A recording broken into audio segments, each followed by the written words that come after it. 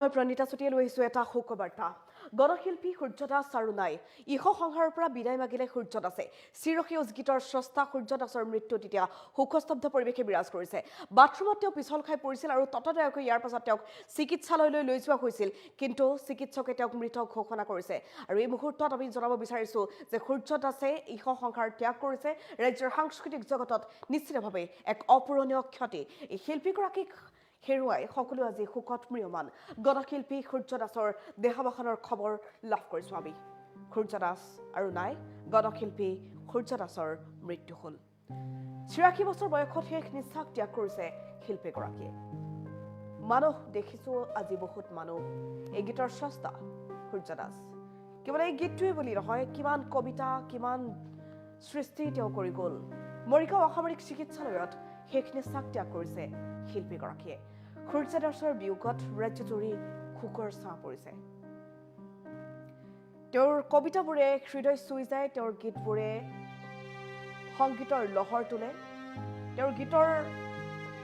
সেই শব্দবোৰ সেই শব্দত প্ৰতিটো শব্দত যেন যাদু থাকে তেওঁ যেনেকৈ ভাবে তেওঁ যেনেকৈ লিখে হয়তো এনেকুৱা দ্বিতীয় এজন আমি অসমবাসীয়ে আৰু নাপাম সূৰ্যদাসৰ চিন্তাবোৰেই পৃথক আছিল সূৰ্যদাসে যেনেকৈ চিন্তা ভাৱনা কৰিছিল শব্দৰ মায়াজালেৰে তেওঁ যেনেকৈ গীতবোৰ সৃষ্টি কৰিছিল তেনেকুৱা সৃষ্টি কৰিবলৈ সূৰ্যদাস আৰু দ্বিতীয়জন হয়তো নাহিব মানুহ দেখিছোঁ আজি বহুত মানুহ এই গীতটিয়ে কিমানৰ হৃদয় চুই যায় এই গীতটিৰ স্ৰষ্টা সূৰ্যদাস আৰু নাই সূৰ্যদাসৰ বিয়োগত ৰাজ্যজুৰি শোকৰ ছাঁ পৰিছে বাথৰুমত পিছল খাই পৰিছিল তেওঁ অচেতন হৈ পৰিছিল লগে লগে চিকিৎসালয়লৈ লৈ যোৱা হৈছিল আৰু মৰিগাঁও অসামৰিক চিকিৎসালয়ত চিকিৎসাধীন অৱস্থাত মৃত্যুক আঁকোৱালি লৈছে সূৰ্যদাসে গণশিল্পী সূৰ্যদাসৰ দেহাৱসান ৮৬ বছৰ বয়সত শেষ নিশ্বাস ত্যাগ কৰিছে শিল্পীগৰাকী এগৰাকী শিল্পী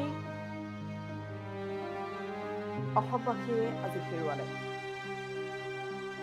যিগৰাকী শিল্পীয়ে অসমবাসীক বহু গীত দিলে কবিতা দিলে শব্দৰ যাদুৰে হৃদয় স্পৰ্শ কৰিলে এইগৰাকী সূৰ্যদাস আৰু নাই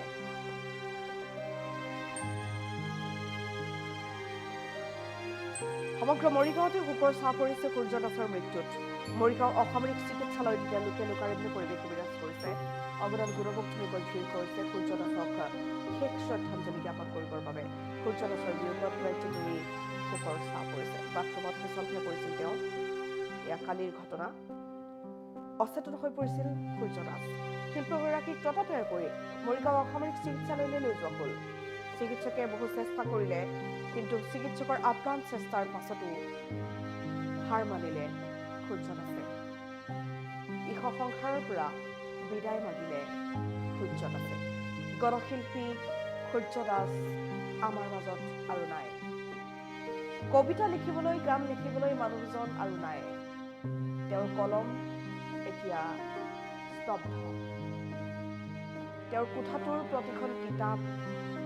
এতিয়া স্তব্ধ তেওঁৰ হয়তো আধা লিখা গীতবোৰ তেনেকৈ থাকি গ'ল এই শেহতীয়াকৈ যিবোৰ কাম কৰি আছিল যিবোৰ কবিতা যিবোৰ গীত আধা লিখিছিল সেইবোৰ হয়তো আৰু পূৰণ নহ'ব এগৰাকী গণশিল্পী সূৰ্যদাস আৰু নাই তেওঁ লিখি যোৱা প্ৰতিটো গীত প্ৰতিটো কবিতাই তেওঁক জীয়াই ৰাখিব অসমবাসীৰ মনত সকলোৰে মাজত সাংস্কৃতিক জগতত কিন্তু এক অপূৰণীয় ক্ষতি সূৰ্যদাসৰ বিয়োগ ৮৬ বছৰ বয়সত শেষ নিশ্বাস ত্যাগ কৰিলে শিল্পীগৰাকীয়ে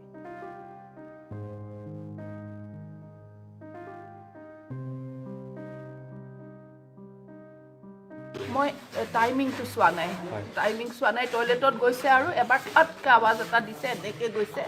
টয়লেট চিটটোৰ পৰা উঠিবই নোৱাৰিলে আৰু ৰাতিপুৱা কেইটা বজাত আনিছে মৰিগাঁও চিভিল আমি টাইমিংটো চোৱা নাই নহয় ফেঞ্চে নাই কাৰণ ইয়াত medical facilities R very bed আমি এম্বুলেঞ্চ পাওঁতে উই ৱে ভেৰি লেট অ'কে আৰু এম্বুলেঞ্চ যদি পালোঁ হয় হয়তো চাগে অলপ পালছ পালোঁ হয় মই তাতেই চাইছোঁ দেউতাৰ পালছ নীল হৈ গৈছে কিন্তু মানে ক'ব পৰা নাছিলোঁ মই ছোৱালী হয় তেখেতৰ কি হৈ আছিলে তেখেতৰ হাৰ্টৰ ইছ্যুজ আছিলে লাষ্ট 45 years কিডনী পেচেণ্ট আছিলে বাট হি ৱাজ ফাইন কিন্তু এই হাৰ্ট ইছ্যুটোৱে অকণমান কৰিলে অকণমান মানে ডক্টৰে হাক দিছিলে দেউতাই আৰু মানে বহুত প্ৰগ্ৰেম আছিলে চব ৰেডি কৰি আমি অহাকালি আমি তেজপুৰ যোৱা কথা আছিলে তো দেউতাৰ কিবা সম্বৰ্ধনা এটা আছিলে চাফাৰ কৰিয়ে আছিলে মানুহজন আচলতে খুব ষ্ট্ৰং মানুহ যে